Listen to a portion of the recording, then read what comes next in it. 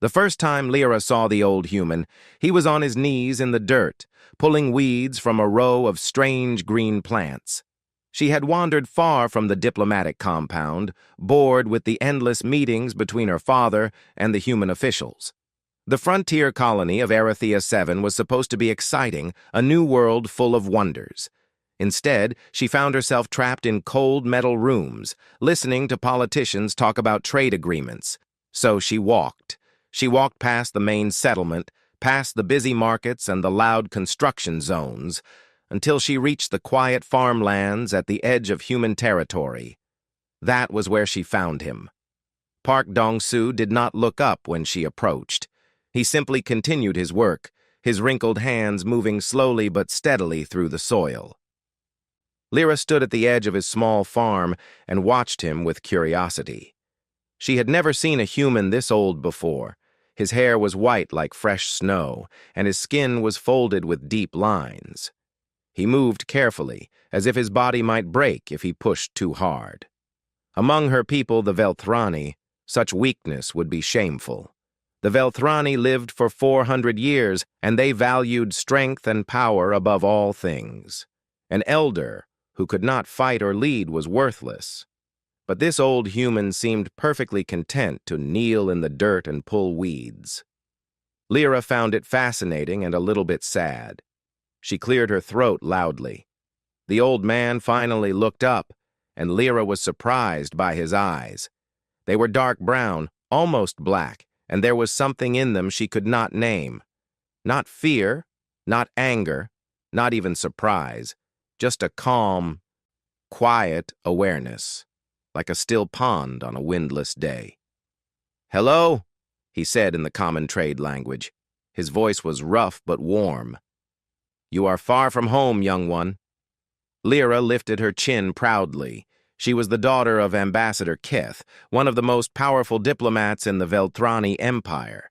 She was not used to being called young one by anyone, especially not a primitive human farmer. "I am exploring," she said. "This world is very boring. I needed to find something interesting." The old man laughed. It was a real laugh, full and genuine, and it made the lines on his face deepen in pleasant ways. "And you found an old man pulling weeds. I am sorry to disappoint you." He stood up slowly, brushing dirt from his knees. Lyra noticed that he was taller than she expected, even though his back was slightly bent with age. He gestured toward a small wooden house behind him. "Would you like some tea? I do not get many visitors out here." Lyra should have said no. Her father would be furious if he knew she was socializing with common humans. But something about the old man's gentle manner made her curious. She wanted to understand why he seemed so at peace when he had so little. "Yes," she said. "I will have tea." The inside of his house was simple but clean. There were no expensive decorations, no displays of wealth or power, just wooden furniture, some books, and many photographs on the walls. Lyra looked at the photographs while the old man prepared tea. They showed humans of different ages, smiling at the camera. Some wore military uniforms, some held babies. One photograph showed a young man with sharp eyes and a serious face, standing in front of a burning city. "That was a long time ago," the old man said, noticing her gaze. He handed her a cup of tea. "Please sit." They sat at a small table near the window. Outside, the alien sun was beginning to set, painting the sky in shades of orange and purple.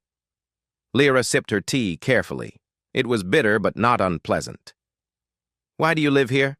she asked. "Alone, so far from your people?" The old man smiled. "I like the quiet. I spent many years in loud places, busy places. Now I prefer the sound of wind and growing things." Lyra did not understand.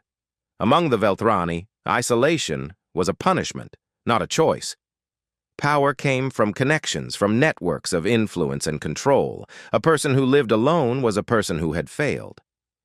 "That seems very sad," she said honestly. The old man shook his head. "Not sad. just different. Humans and Veltrani, we see the world in different ways. You measure life in years and achievements. We measure it in moments and memories. Lyra returned to the farm the next day, and the day after that. Each time she told herself it would be the last visit.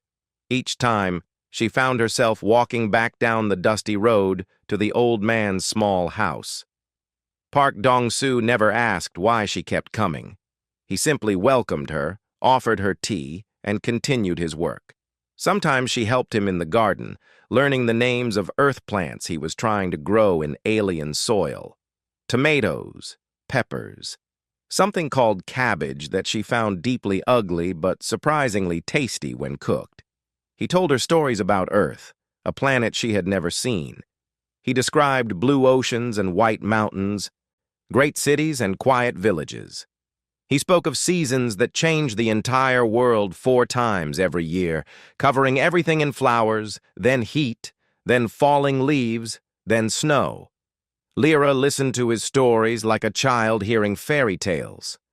Her people had conquered dozens of worlds, but they had never truly loved any of them.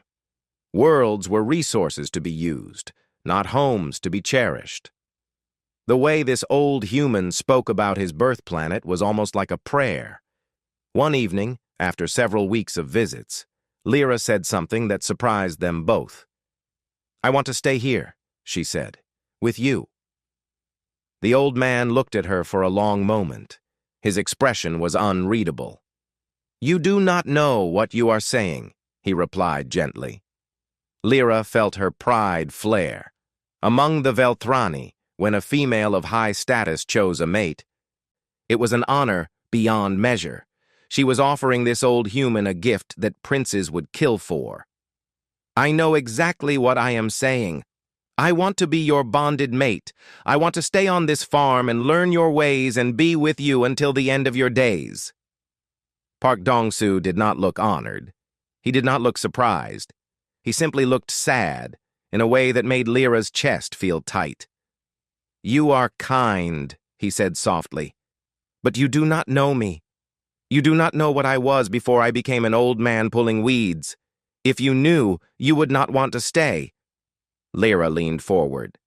"Then tell me. Tell me who you were." The old man stood up and walked to the window. The sun had set completely now, and the stars were beginning to appear. Somewhere out there, among those distant lights, was the Veltrani Empire.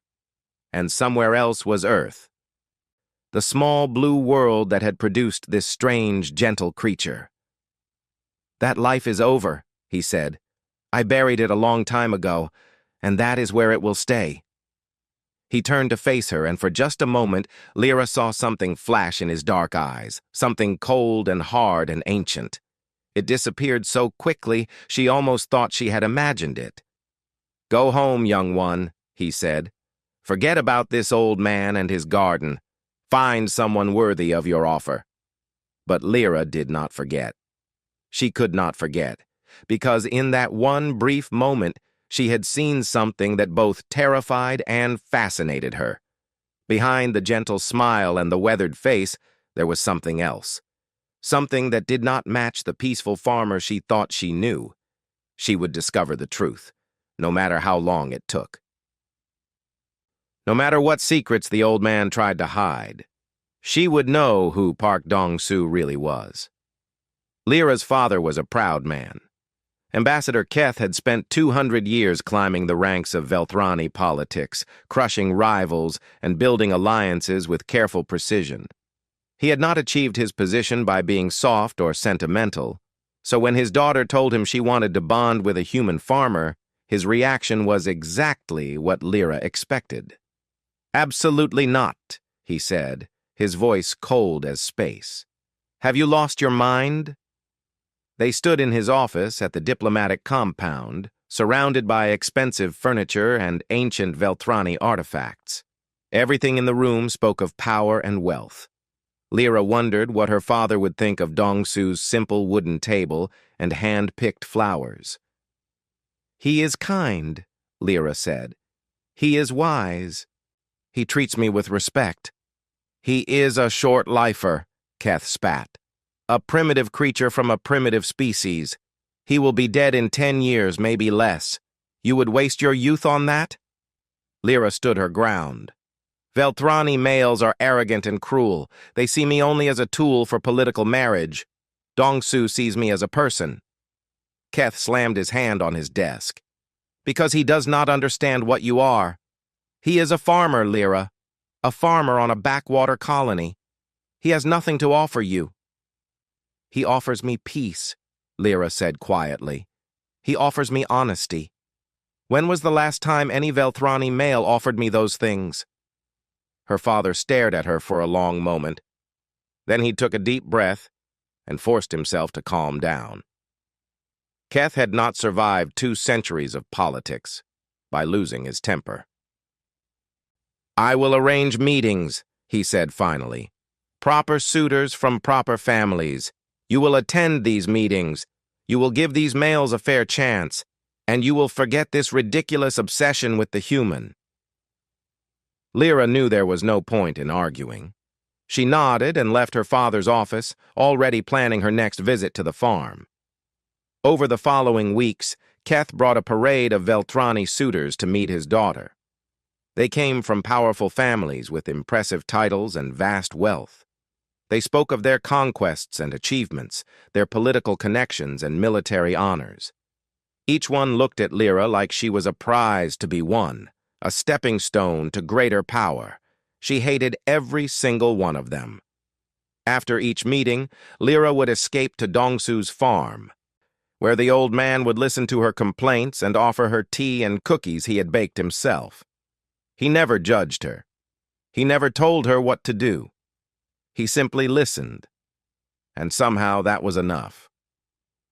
One afternoon, Lyra arrived at the farm earlier than usual. She found Dongsu working in his field, stripped to the waist in the warm sun. She had never seen him without his loose farming clothes before, and what she saw made her stop in her tracks. His body was covered in scars, not 1 or 2 small marks, but dozens of them. Some were thin lines, pale against his aged skin. Others were thick and twisted like melted wax. There were circular scars that looked like burn marks and jagged ones that looked like something had torn through his flesh. They covered his chest, his back, his arms, a map of violence written on human skin. Lyra must have made a sound because Dongsu looked up and saw her staring. For a moment, something flickered across his face. Not shame, exactly. Something more like resignation. He slowly reached for his shirt and pulled it back on. You came early, he said, his voice carefully neutral. What happened to you? Lyra whispered. Life happened. He turned back to his work. I told you, young one, you do not know me. That night, Lyra could not sleep. She kept seeing those scars in her mind, trying to understand what could have caused them. She had seen wounded soldiers before, veterans of the Velthrani military campaigns. But none of them carried marks like that. Those scars spoke of years of violence, years of pain. She needed answers. The diplomatic compound had access to vast databases of information, including intelligence files on human history. Lyra was not supposed to access these files, but her father had taught her well. She knew how to bypass security systems and cover her tracks. She spent hours searching through records looking for anything related to human military history. What she found made her blood run cold. The 30-year contact war. It had happened before Lyra was born, before humans and Velthrani ever met. A species called the Kethvor Dominion had invaded human space, seeking to conquer or exterminate this young species they considered inferior. The Velthrani knew of the Kethvor. They were brutal, relentless, and technologically advanced. The Velthrani had spent centuries carefully avoiding any direct conflict with them. But the humans had not avoided conflict. They had fought. Lyra read report after report, her eyes growing wider with each page. The humans had been outgunned and outnumbered. They had lost 3 entire colony worlds in the first year of the war. Millions of civilians had died. By any reasonable calculation, they should have surrendered. They did not surrender. Instead, they fought harder. They developed new weapons, new tactics, new ways to kill.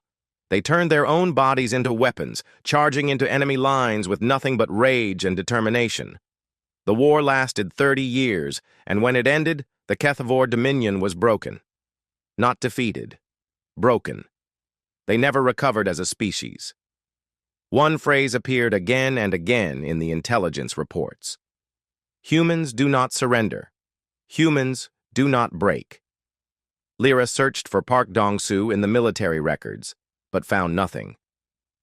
It was as if he did not exist before arriving on Arathea 7. She tried different search methods, cross-referencing ages and origins, but the old farmer was a ghost. No birth records, no service history, no family connections. Someone had erased him from history. Lyra leaned back in her chair, her mind racing.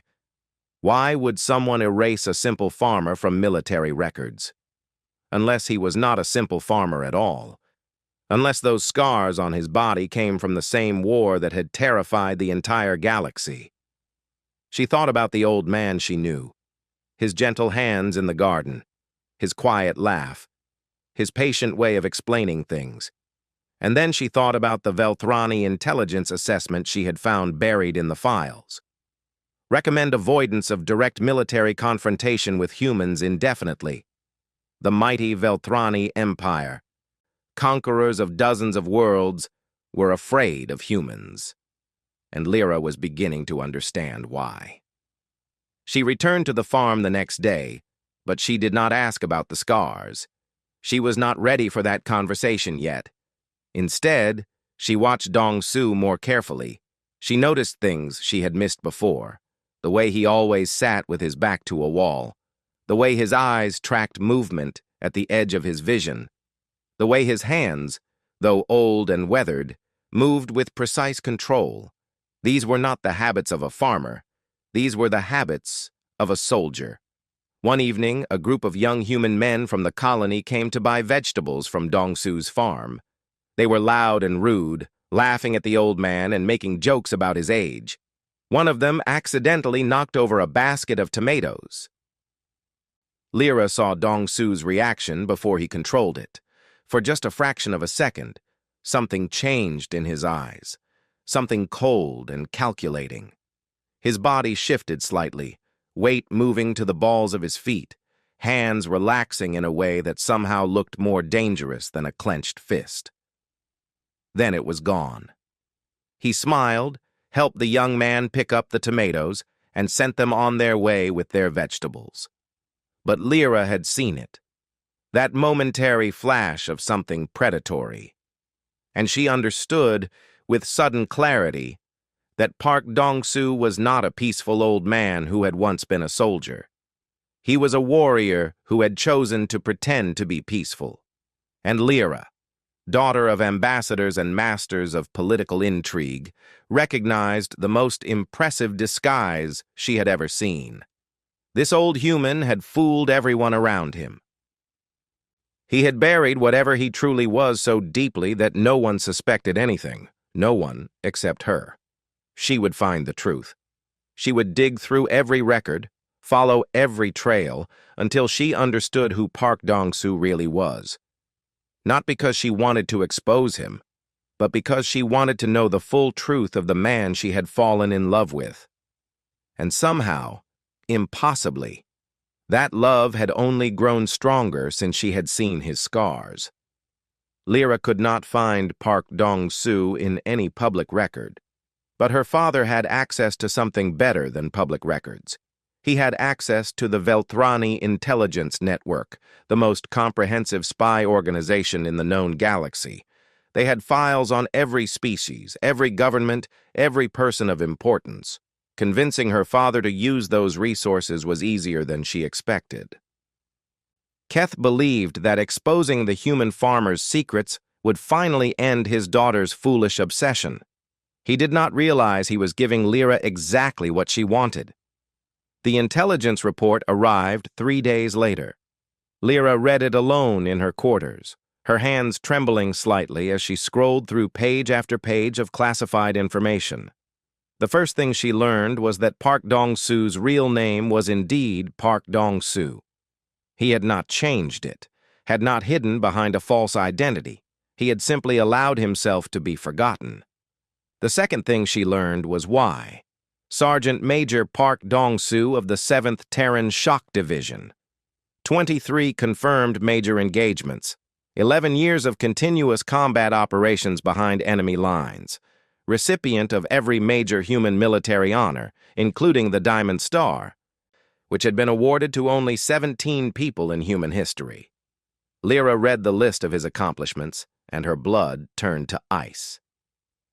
During the Battle of Frozen Valley, Dong-soo had held a mountain pass against 3,000 Kethvor soldiers with only 200 humans. They held for 18 days until reinforcements arrived. 93 humans survived. During the siege of New Busan, Dong-soo had led a guerrilla campaign that destroyed 4 Kethvor supply bases, crippling their advance into human territory. He had lived in the wilderness for 2 years, eating whatever he could find, sleeping in caves and ruins. During the retreat from Kepler Colony, Dong-soo had carried wounded soldiers through 40 kilometers of frozen wasteland while being hunted by enemy patrols. He had lost 3 fingers to frostbite. The medical report noted that he refused pain medication so he could stay alert. But the final entry was the one that made Lyra stop breathing. The assault on Kethvor Command, the battle that ended the war. Human intelligence had discovered the location of the Kethvor Central Command structure buried deep within a fortress on their homeworld. The only way to reach it was through a tunnel system guarded by thousands of enemy soldiers. Any large attack would be detected and stopped. So the humans decided to send a small team instead, 53 volunteers, led by Sergeant Major Park Dong-soo. They went into those tunnels knowing they would probably never come out. They fought their way through level after level, losing people with every step. When they finally reached the command center, only 11 were still alive. They destroyed the facility, killed the Kethvor High Command, and began the long retreat back to the surface. 7 walked out. The Kethvor Dominion surrendered 2 weeks later. Their command structure was broken, their leadership dead, their will to fight shattered. A species that had terrorized the galaxy for centuries had been brought to its knees by 53 humans who refused to give up. Lyra sat in silence for a long time after finishing the report. She thought about the old man in his garden, pulling weeds and growing tomatoes. She thought about his gentle smile and his patient teaching. And she tried to connect that image with the warrior described in these pages, a man who had killed thousands, a man who had walked through hell for 11 years and somehow kept walking. A man who had volunteered for a suicide mission and survived when most of his team did not. There was one more section in the report, a psychological evaluation conducted after the war ended. The human doctors had written careful notes about trauma, about survivors' guilt, about the difficulty of returning to normal life after so much violence. They had recommended rest and counseling. But there was also a note from a Veltrani analyst, added years later. Subject demonstrates complete control over violent impulses. Unlike most human veterans, subject shows no signs of aggression or instability. Assessment suggests subject has achieved genuine internal peace, not merely suppression of trauma. Recommend continued monitoring but no intervention. And below that, a final observation. Subject requested relocation to Frontier Colony. Stated desire to grow things instead of destroy them. Request approved. Subject poses no threat to Veltrani interests. Lyra closed the report and stared at the wall of her quarters. The mighty Veltrani, who conquered worlds and crushed civilizations, had decided that one old human farmer posed no threat to their interests. They had no idea what they were looking at. The next day, Lyra went to the farm. Dong-su was sitting on his porch, drinking tea and watching the sunset. He did not seem surprised to see her, even though she had not visited in several days. "You found it," he said. It was not a question. Lyra sat down beside him. Her heart was beating fast, but her voice was steady. "Why did you not tell me?" Dong-su took a slow sip of his tea. "What would I have said? That I killed thousands of people? That I spent 11 years learning to be a perfect weapon? That I volunteered to die because I did not think I deserved to live?" His voice was calm, almost peaceful, as if he was discussing the weather instead of years of blood and death. "I came here to escape that life," he continued. "I wanted to prove that a human could be more than just a soldier, that I could create instead of destroy. Every seed I plant, every vegetable I grow, is proof that I am more than what the war made me." Lyra felt tears forming in her eyes. She had expected to feel afraid of him after learning the truth. Instead, she felt an overwhelming sadness for everything he had suffered. "You are not a monster," she said softly. Dong-su smiled, but there was no joy in it. "I was. For 11 years I was exactly what my people needed me to be. A weapon. A killer. The Kethvor called me the ghost of Frozen Valley. They told their soldiers that I was a demon who could not be killed." He looked at his hands, old and weathered and scarred. "But demons do not plant gardens. Demons do not make tea for alien girls who wander onto their farms. I am trying to be something different now. I am trying to earn the peace that I stole from so many others." Lyra reached out and took his hand.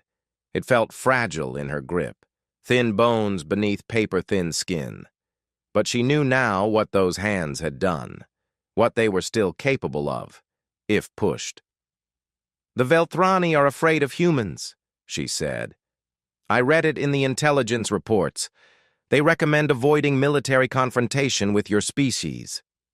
Dong-su nodded slowly. "They are wise. Humans are not like other species. We burn too bright and too fast. We do not know how to surrender, how to accept defeat. When we fight until there is nothing left." He turned to look at her, and his dark eyes were full of something she could not name.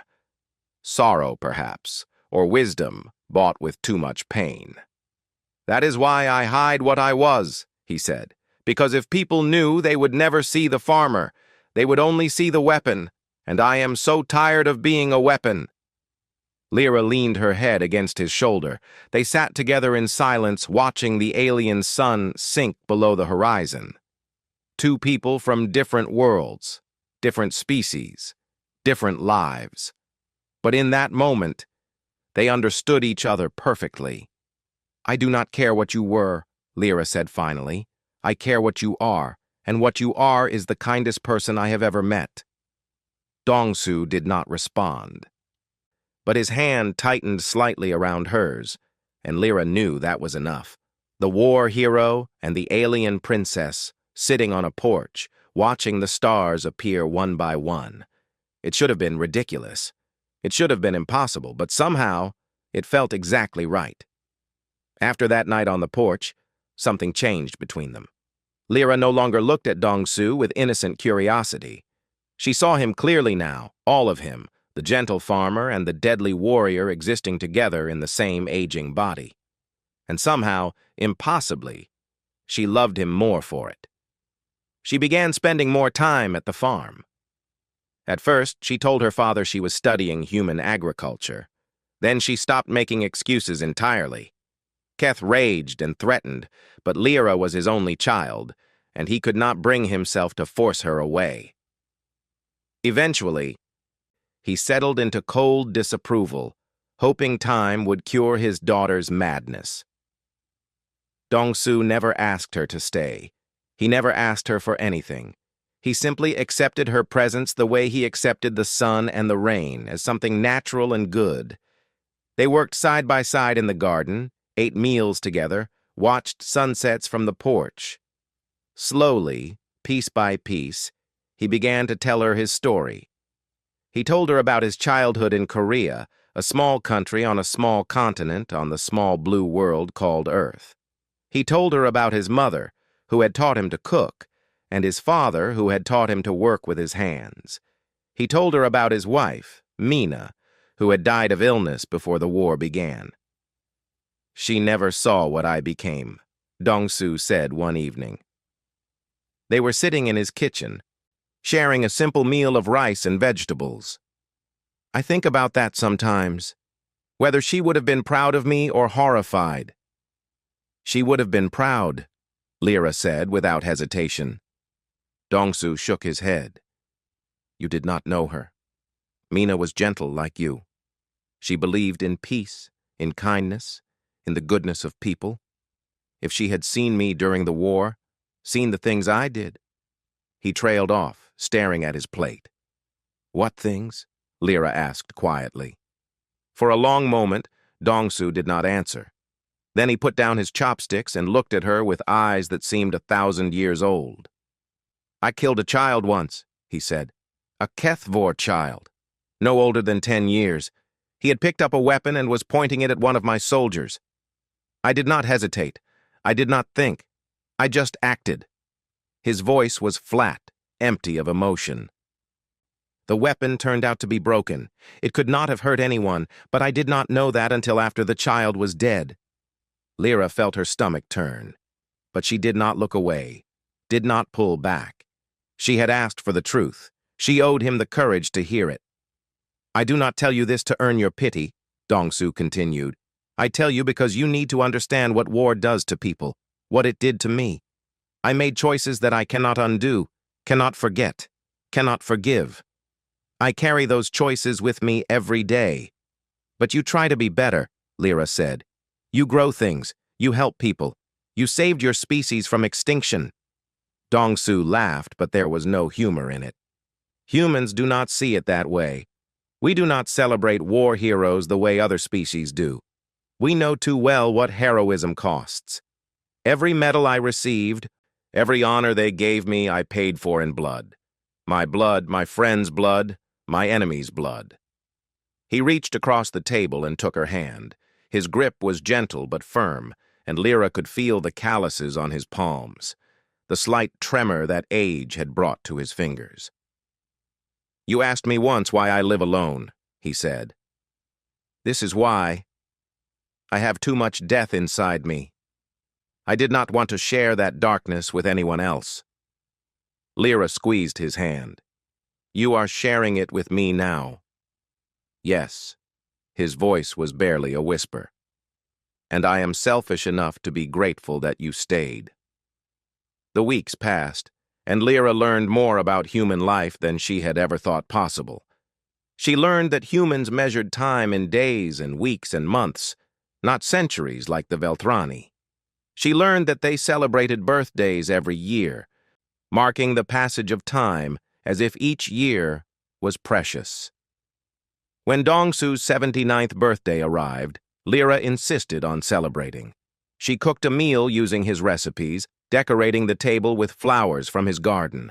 It was clumsy and imperfect, but Dong-su looked at her with such joy that she felt her heart might burst. No one has celebrated my birthday in 15 years, he said, his voice thick with emotion. Thank you. They ate together, and Dong-su told her stories about birthdays from his past. The cake his mother made every year. The party his soldiers threw for him on the front lines, using ration packs and stolen enemy supplies. The quiet dinner with Mina, just the two of them watching the sun set over their small house in Korea. You have lived so much, Lyra said wonderingly. In 79 years. You have experienced more than most Velthrani do in 4 centuries. Dong-su smiled. That is how humans are. We do not have time to be careful. We burn too bright, love too hard, fight too fiercely. Our lives are short, so we pack everything into them that we can. Is that not exhausting? Sometimes. He leaned back in his chair, looking at the ceiling. But I would not trade it for a longer life. I have loved deeply, I have lost greatly. I have seen terrible things and beautiful things. I have held dying friends in my arms and watched new life come into the world.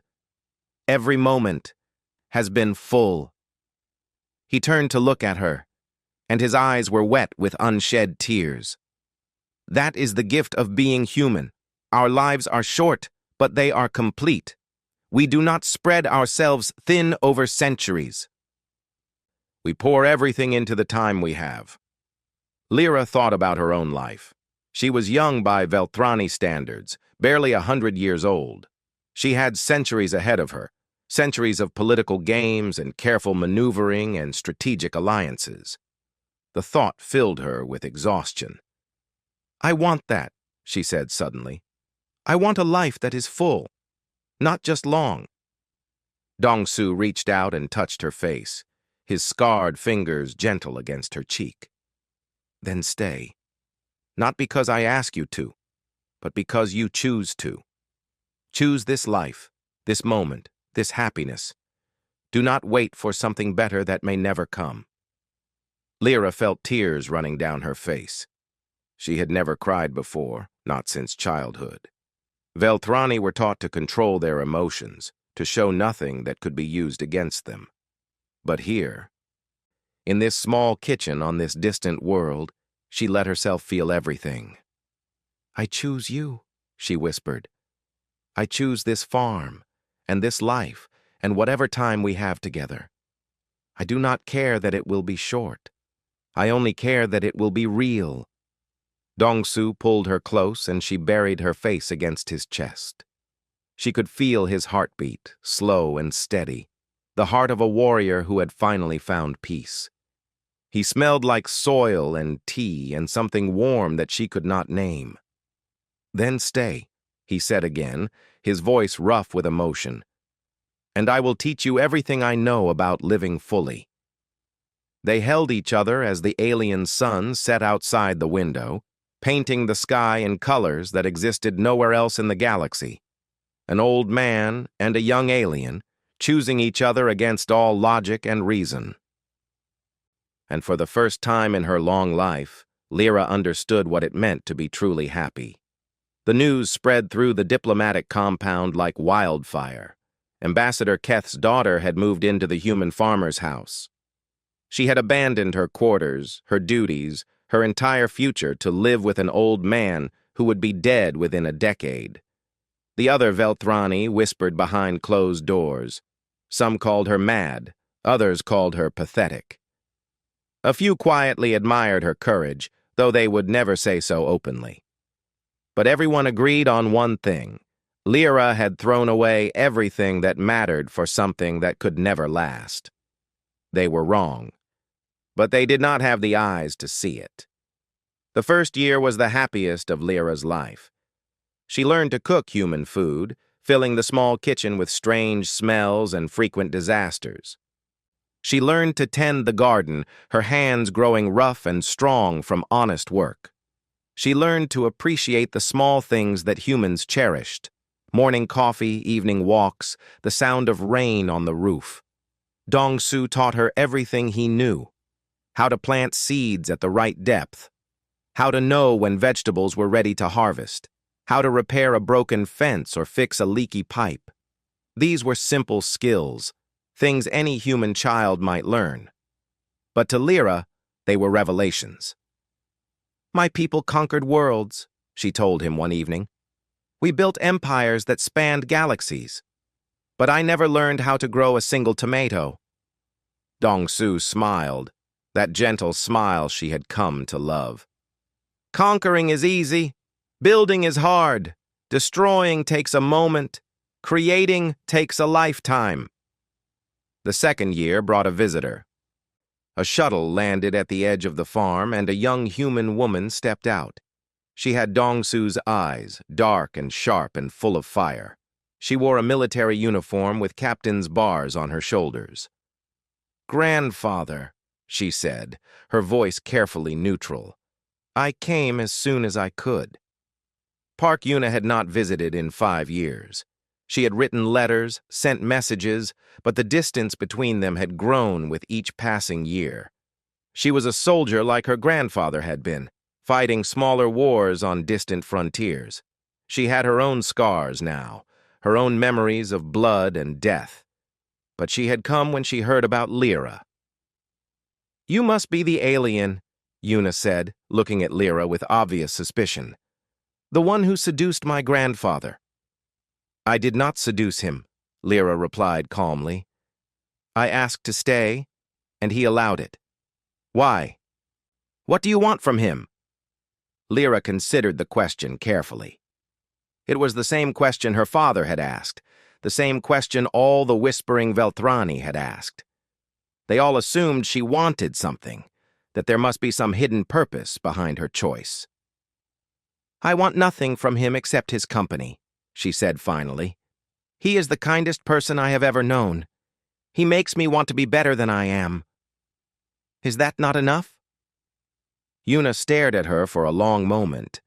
Then something shifted in her expression, some hard edge softening slightly. "My grandmother was like that," she said quietly. "She made everyone around her want to be better. Grandfather was never the same after she died." They ate dinner together that night, the three of them around Dong-su's small table. Una told stories about her military service, carefully avoiding the darkest details. Dong-su listened with pride and worry in equal measure. Lyra watched them both, seeing the love that connected them despite years of distance. Before she left, Una pulled Lyra aside. "I did not trust you when I arrived," she said. "But I see the way he looks at you. He has not looked that happy since I was a child. So I will say this only once. If you hurt him, I will find you. It does not matter how far you run or how long you hide. I will find you." Lyra met her eyes steadily. "I will not hurt him. I will stay with him until the end. I promise you this." Una nodded slowly. "Then welcome to the family, alien. Try to keep up." The years passed faster than Lyra expected. Human time moved differently, each day somehow both shorter and fuller than Velthrani time. She marked the seasons by the changes in the garden, the slow turning of the alien world around its distant sun. Dong-su grew older. His steps became slower, his hands less steady. But his mind remained sharp, his humor intact, his kindness unchanged. He taught her to play human games, to appreciate human music, to understand human jokes that made no sense in any other language. And he told her stories, endless stories about Earth and humanity and the long, strange history of his species. He told her about wars and peacetime, about heroes and villains, about ordinary people who did extraordinary things. He painted a picture of humanity that was messy and complicated and beautiful. "We are not like other species," he said one night, as they sat on the porch watching the stars.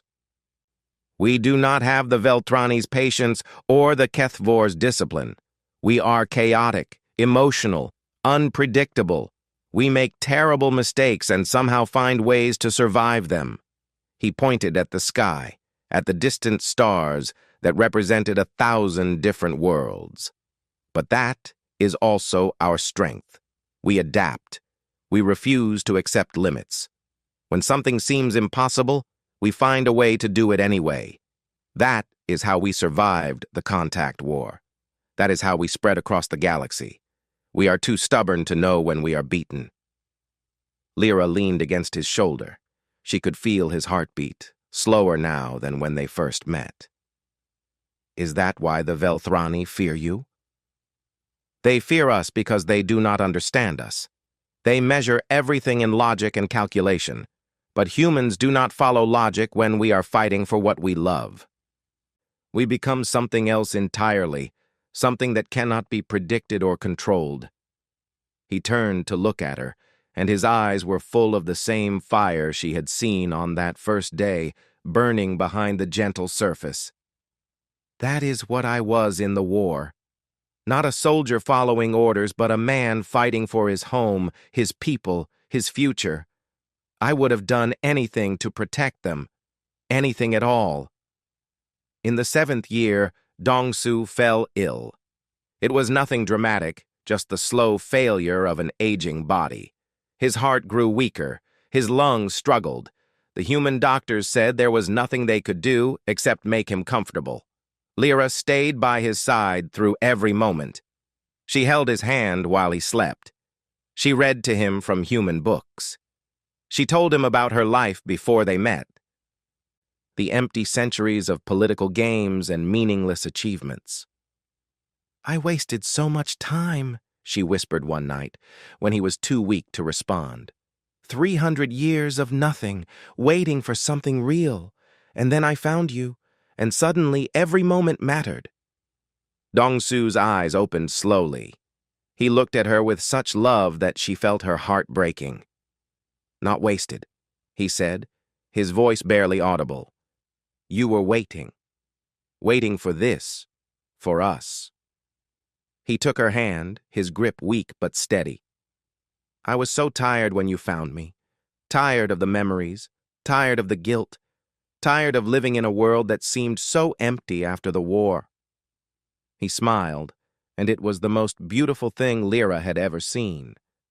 "You gave me a reason to keep going. You showed me that there was still joy to be found, still love to be given." "I am not afraid to die, Lyra. I have had enough life for 10 Velthrani. I have had you." Lyra bent down and kissed his forehead. "I will remember you. For all the centuries I have left, I will remember every moment." "That is all I ask." His eyes drifted closed. "Tell them about us. Tell them what humans are. Tell them that we burn bright, even when we are old, especially when we are old." Park Dong-su died 3 days later, peacefully, with Lyra's hand in his. Yuna arrived just in time to say goodbye, and the two of them sat together through the long night, sharing stories about the man they had both loved. They buried him in his garden, beneath the tomato plants he had tended so carefully. Yuna returned to her ship, to her wars, to the endless human struggle for survival, but she promised to visit, and Lyra knew she would keep that promise. Lyra stayed on the farm. She tended the garden, cooked meals in the small kitchen, watched sunsets from the porch. The other Velthrani thought she was mad, wasting her centuries on a primitive world, mourning a primitive creature who had lived and died in the blink of an eye. But Lyra knew the truth. She knew what she had gained in those 7 years. A lifetime of meaning, a love that would never fade, and the understanding that life was not measured in years, but in moments of genuine connection. When young Velthrani visited the colony, curious about the strange alien woman who lived alone on a human farm, she welcomed them. She gave them tea and cookies. She told them about a man who had been a weapon and chose to become a gardener. And she taught them the lesson that Park Dong-su had taught her, the lesson that the entire galaxy needed to learn. Humans were not fragile, short-lived creatures to be pitied. They were supernovas compressed into mortal frames, burning with enough fire to light the universe. And loving one, even briefly, was worth more than an eternity of safety. Lyra smiled as she worked in her garden, her hands deep in the alien soil. She finally knew what she had not known when she first met that old man pulling weeds. She knew what it meant to be truly alive.